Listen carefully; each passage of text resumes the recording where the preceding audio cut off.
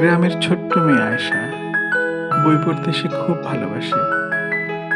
পুরোনো কাগজ, ছেঁড়া বইয়ের পৃষ্ঠা জোড়া দিয়ে তৈরি করা বইই হচ্ছে তার দুনিয়া। একদিন গ্রামে এলেন এক বিখ্যাত বিজ্ঞানী, ডক্টর আনিসুল। তিনি বিশ্রাম নিচ্ছিলেন সেই গ্রামের প্রকাণ্ড বটগাছতলায়, যা ছিল ছোট্ট আয়শার আস্তানা।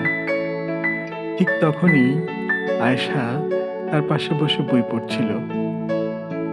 আয়শার কৌতূহলী ভরা প্রশ্নে অবাক হলেন বিজ্ঞানী। তিনি দীর্ঘক্ষণ তার সাথে কথা বললেন, মুগ্ধ হলেন ছোট্ট মেয়েটির জ্ঞান ও জানার আগ্রহ দেখে।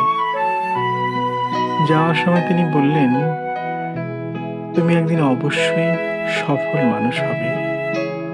তিনি আয়েশাকে একটা বিজ্ঞান বই উপহার দিলেন আর কথা দিলেন তিনি নিয়মিত তাকে নতুন নতুন বই পাঠাবেন। সেই দিনটি ছিল আয়েশার অনেক আনন্দের দিন। বই আর হৃদয়ের স্বপ্ন নিয়ে সে নতুন পথ চলা শুরু করলো। আলোর পথে চলতে শেখাই তো জীবনের সবচেয়ে বড় সফলতা।